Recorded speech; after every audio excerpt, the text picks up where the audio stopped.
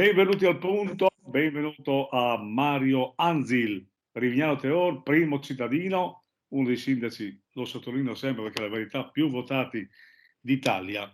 Bene, la situazione generale, l'energia sicuramente, il costo dell'energia, il costo del gas, condiziona un po' tutte le amministrazioni, quindi io penso che lì non lasciate niente al caso, qualcosa avete fatto, qualche scelta dolorosa forse lo dovete fare, ma non lo so, può darsi anche di no perché mi pare che lì avete molte idee.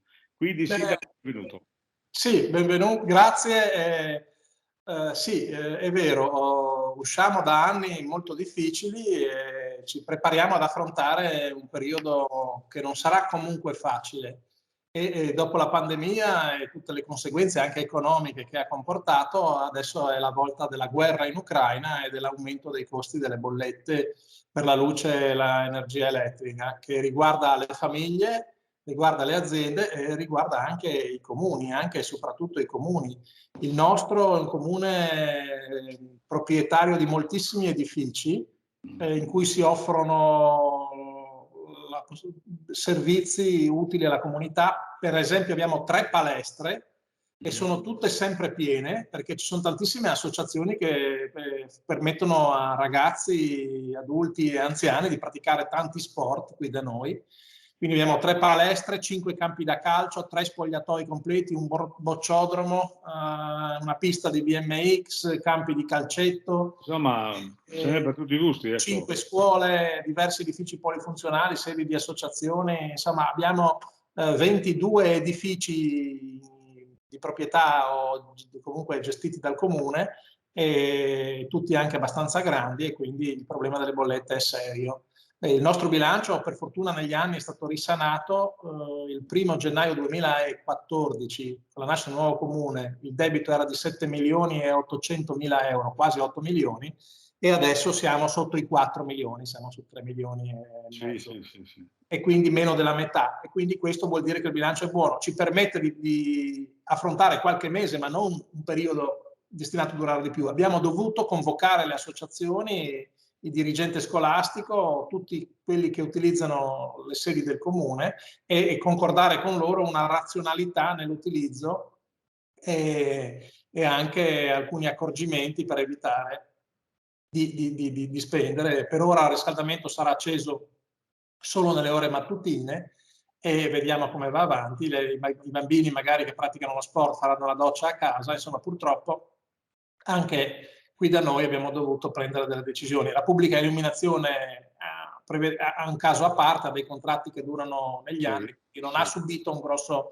aumento, e quindi quello non abbiamo la necessità di spegnere la pubblica illuminazione, come purtroppo alcuni miei colleghi hanno dovuto anche fare per questo problema. Ecco, quindi insomma l'attività va avanti, anche i lavori pubblici che avete così ideato nel tempo subiranno qualche variazione di costi, ma vanno avanti, no? Certo, abbiamo un bel numero di cantieri sempre aperti, stiamo lavorando alla pista di BMX per consentire di svolgere competizioni internazionali. Questo è uno sport olimpico, qui si allenano le nazionali italiane e gli atleti che devono andare alle Olimpiadi, e faremo delle gare anche internazionali. Abbiamo un parco in cui ci saranno mini ferrovia a vapore con dei treni esattamente in scala rispetto a quelli a vapore originari. Quindi sarà un parco divertimenti tematico, come in Europa ce n'è solo in Svizzera e in Germania, è un grande successo. E stiamo costruendo delle piste ciclabili, abbiamo iniziato i lavori della piazza nuova di Teor, della Casa dell'Acqua a Teor, insomma un 6-7 cantieri li abbiamo sempre da... perché quando si passa per il comune di Rivignano Teor, noi vediamo che c'è delle opere continue, insomma delle impalcature, degli scavi, insomma... Il cantiere è un segnale di fiducia nel futuro, diciamo così. Fiducia nel futuro.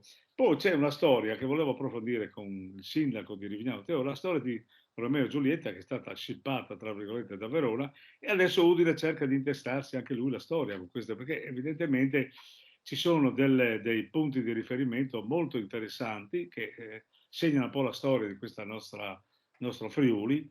E quindi come la prende il sindaco di Teor? Naturalmente è già pronto, il sindaco di Rivignano Teor è già pronto sicuramente con qualche novità. Questo lo vedo.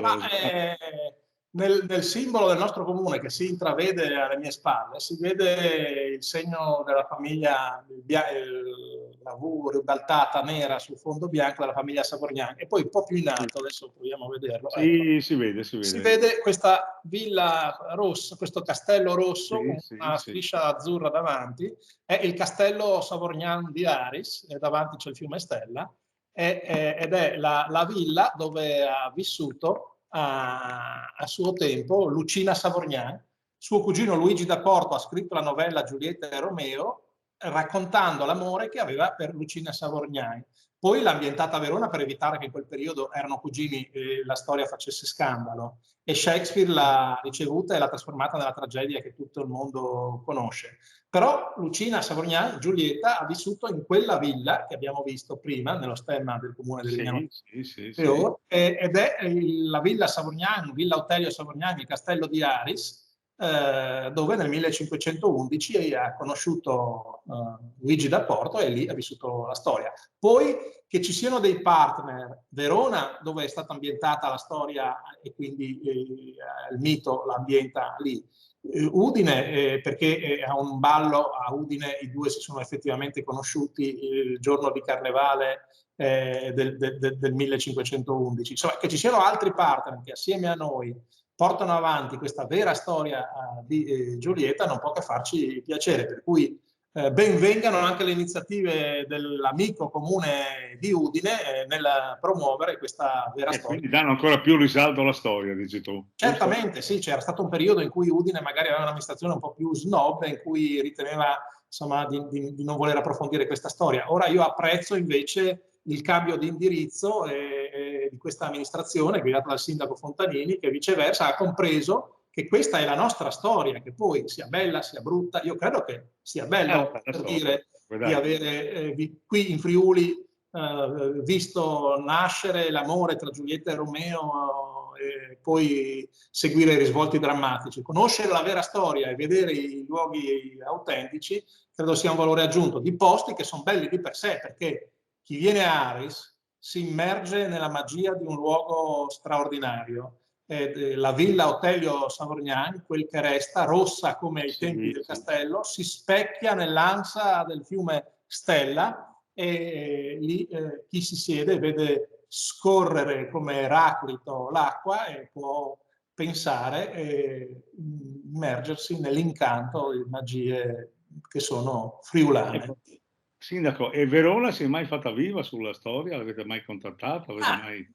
sì, avevamo avuto dei rapporti con l'amministrazione di Verona che non era affatto ostile a riconoscere la verità, anche perché la verità non può essere negata, Esatto. e anche perché Verona non ha problemi.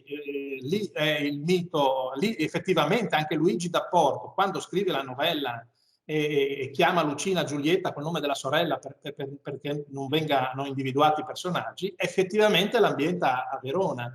E quindi Bene, ma quindi qualcosa diciamo potrebbe... a nord-est ci sono dei luoghi, Verona, Montecchio che è il paese d'origine di Luigi da Porto, Aris che è il paese di origine di Lucina Savognani Giulietta, e Udine e tutti gli altri in cui queste storie si sono vissute. Ad Aris c'è la casa dove davvero ha vissuto Giulietta.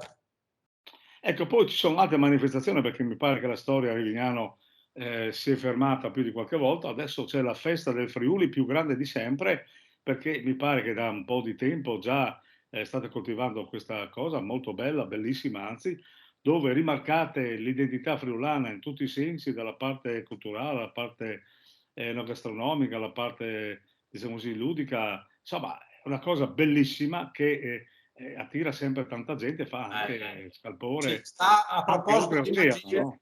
a proposito di magie, mancano poche ore. Da domani, sabato 29 ottobre, fino a mercoledì 2 novembre, si svolge l'antica millenaria Fiera dei Santi e dei Morti di Rivignano.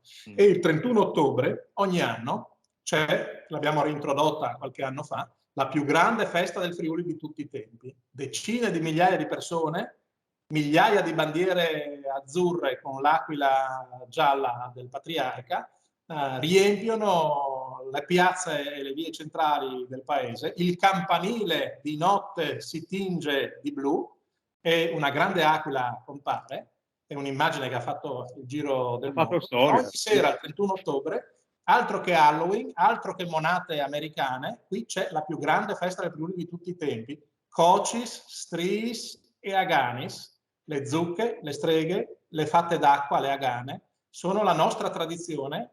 Noi non abbiamo bisogno di imitare nessuno perché da secoli, in quelle notti, qui gli incanti si ripetono, le magie si ripetono, puoi sentir soffiare nella nuca un'aria che potrebbe essere la carezza di qualcuno che ti vuole ancora bene.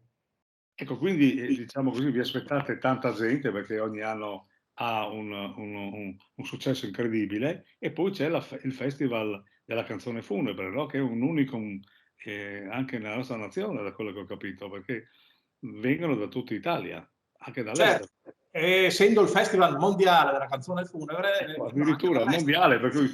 Anni fa ne ha scritto anche il New York Times e si inserisce nella scia di questa tradizione che da oltre 1000 anni a Rivignano c'è, di festeggiare il giorno dei morti. Aveva meravigliato poeti, Ugo Foscolo, Ippolito Niego, a lungo ne ha scritto nelle Confessioni dell'Italiano, descrivendo cosa avveniva a Rivignano il giorno dei morti, e che si ballava e si cantava, e le donne ballavano e cantavano così forte, dice Ippolito Niego, da perdere i sentimenti e le scarpe. E allora su questa scia è nato il Festival Mondiale della Canzone Funebre. Poeti, cantautori si sfidano a una singolare canzone e compongono poesie e canzoni allegre, profonde, drammatiche, dedicate a chi non c'è più, al concetto della morte, che prima o poi dicono... Ma tante volte noi dimentichiamo, ma comunque è un pensiero che è insito nell'animo umano, qualche volta lo mettiamo da parte, ma i conti li dobbiamo fare, no? Prima o dopo. Certo, sì. Ecco, bene, Sindaco, mi pare che da domani allora comincia la grande kermesse e tutti a Rivignano, e il 31 ottobre in particolare, per vedere proprio questa luce, questa aquila che si staglierà sul campanile. Non solo, perché il 31 ottobre, la grande festa del Friuli, capitano delle volte delle cose strane, perché non è l'unico posto al mondo, Rivignano, dove si apre una porta che consente di parlare con chi non c'è più, ma è l'unico dove si aprono due porte, quella che ci porta a chi non c'è più, che ha vissuto, e quella che ci porta a chi deve ancora vivere. E quando queste anime, dice la tradizione, queste porte si aprono contemporaneamente, le anime si incontrano, sui cieli di Rivignano scoppia una grande battaglia di fuoco, e vedrete il 31 ottobre il campanile che si illumina d'azzurro per il trionfo dell'aquila patriarcale, simbolo del Friuli, ma vedrete anche incendiarsi a mezzanotte di fuoco il cielo, ed è ancora una volta la più grande festa del Friuli di tutti i tempi. Bene, Sindaco, grazie a tutti a Rivignano, su questo non mancheremo assolutamente. E io vi aspetto in piazza e volentieri ci troviamo a bere un bicchiere assieme. Bene, mandi, caro Sindaco, grazie ancora. Grazie. Alla prossima.